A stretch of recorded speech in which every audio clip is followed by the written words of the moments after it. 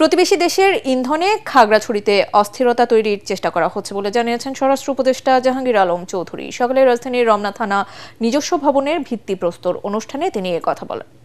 এ সময় উপদেষ্টা অভিযোগ করেন, দেশের ভেতর অস্থিতিশীল পরিবেশ সৃষ্টি করতে বিদেশ থেকে আসা অস্ত্র দিয়ে আইন শৃঙ্খলা বাহিনীর উপর হামলা করছে সন্ত্রাসীরা। এদিকে সহিংসতার ঘটনায় এখনও থমথমে পরিস্থিতি বিরাজ করছে খাগড়াছড়িতে। নিরাপত্তা জোরদারে সেনাবাহিনীর পাশাপাশি মাঠে রয়েছে বিজিবি ও পুলিশ। খাগড়াছড়ি থেকে আবু দাউদের পাঠানো রিপোর্ট জানাচ্ছেন আসিফুর রহমান সাগর। খাগড়াছড়িতে টানা তৃতীয় দিনের মতো চলছে সড়ক অবরোধ কর্মসূচি। গুইমারায় সহিংসতাকে কেন্দ্র করে ঢাকায় সড়ক অবরোধে জেলার অভ্যন্তরীণ সড়কে যানবাহন চলাচল করছে না। তবে বেলা 12টা থেকে খাগড়াছড়ির সাথে ঢাকা ও চট্টগ্রাম এই দুই সড়কে অবরোধ শিথিল করেছে যুগ্ম ছাত্র জনতা। এছাড়া শহরতলিতে সীমিতভাবে ইজি বাইক ও মোটরসাইকেল চলাচল করতে দেখা গেছে। ঢাকা ও চট্টগ্রাম সড়কে অবরোধ শিথিলের খবরে পরিবহন সেক্টরে অনেকটাই স্বস্তি ফিরেছে। ছেড়ে যাচ্ছে দূরপাল্লার গাড়ি। আটকে পড়া বাকি পর্যটক ও জরুরি কাজে অনেকে ছুটছেন নিজ নিজ গন্তব্যে। এদিকে খাগড়াছড়ির বিভিন্ন স্থানে সড়কে ব্যারিকেড ও গাছের গুঁড়ি ফেলে অবরোধ পালন করছেন পিকেটাররা। বেশিরভাগ সড়কে অবরোধ থাকায় যাতায়াতে ভোগান্তিতে পড়েছে স্থানীয়রা। কাঁচামাল লোড করছে চট্টগ্রাম থেকে গন্তব্য পানছড়ি। আজকে 3 দিন হচ্ছে রাস্তায় জালিয়াবাড়ার থেকে খাগড়াছড়ি এসকোর্ট দিয়ে আনছে। খাগড়াছড়ি থেকে শুনতেছি পানছড়ি এসকোর্ট দেবে।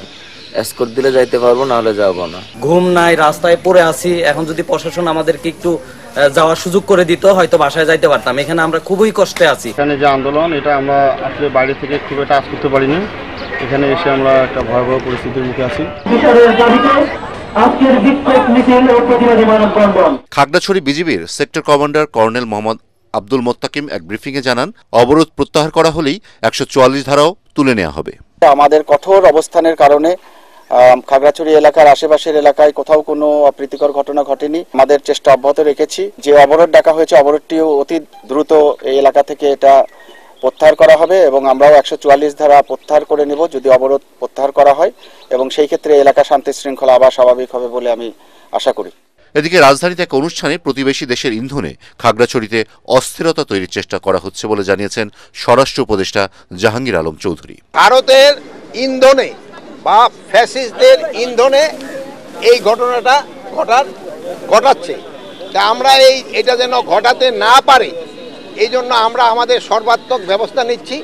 এবং আমাদের যে উপদেষ্টা মানে প্রদীপ ভাই, এবং পার্বত্য চট্টগ্রামের যে উপদেষ্টা, উনি ওই জায়গায় আছেন।